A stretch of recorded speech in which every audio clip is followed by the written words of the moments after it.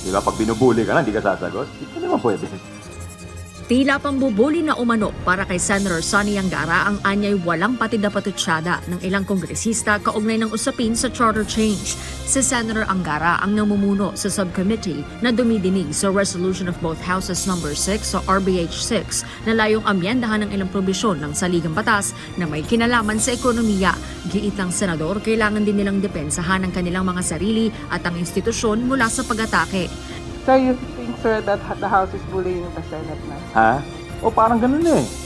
Parang ganun na lumalabas. Biro mo araw-araw. Di ba parang bully yun? Pumunta ka ng CR, tapos andun na naman yung bully. Di ba parang inaaraw-araw kami? Parang, guys, mag-break naman. Parang time out. Pagtrabaho naman tayo, di ba? Si Senator Francis Cheese Escudero, ibinalik naman sa mga kongresista ang hamon ni House Majority Leader at Zamboanga 2nd District Representative Manuel Jose Dalipe na ihayag sa publiko ang kanilang tunay na posisyon sa Chacha. Hamon ng senador, aminin na ng mga kongresista sa publiko na sila talaga ang nasa likod ng anyay Peking People's Initiative. Dumepensa rin sa Senator Angara sa tila paniningil sa kanila ng ilang kongresista sa nabanggit ng Senate President Juan Miguel Medzubiri na kayang ipasa ang RBH 6 bago ang session break sa Marso. Giit niya, kasama ito sa unang kasunduan kung saan hindi naman din umano tumupad ang Kamara na itigil ang pagsusulong sa People's Initiative. Wala na yun eh. Yun yung unang usapan na walang tumupad. So, parang tanga naman yung Senado, tutupad kami sa usapan, tapos kayo, di kayo tumutupad.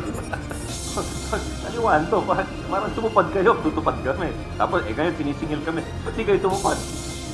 Nais ni Senator Angara na maaprubahan ng resolusyon bago matapos ang Oktubre para maisama pa ito ng Commission on Elections o COMELEC sa pagsasapinal ng balota para sa 2025 midterm elections. Ngunit sinabi na noon ng COMELEC na hindi pwedeng isabay sa 2025 ang plebisito para sa Chacha. Kaya nga gusto ko sabay sa election para may pananagutan ng mga kandidato, di ba? Kung ano yung posisyon nila sa Chacha, dapat tatayo sila sa entablado at ipapaliwanag sa tao. Yan, kaya ito ang naging paninindigan ko dahil dito, so and so. Whether pro or against sila, mapag-usapan. Paglilinaw naman ni Senator Angara, bagaman may target ng petsa para sa RBH 6, hindi ito nangangahulugang sigurado ng maipapasa ang resolusyon dahil kailangan anyang respetuhin ang magiging desisyon ng kanyang mga kapwa-senador. How can I speak for 23 senators, di ba? I can only speak for Senator Angara, maybe Senate President Zubiri, and Senate President Pro Tem Legarda, kasi we filed the resolution. So paninindigan namin yung resolution namin, di ba?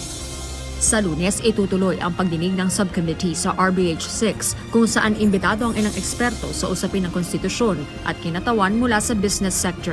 Jorlyn Delgado, UNTV News and Rescue.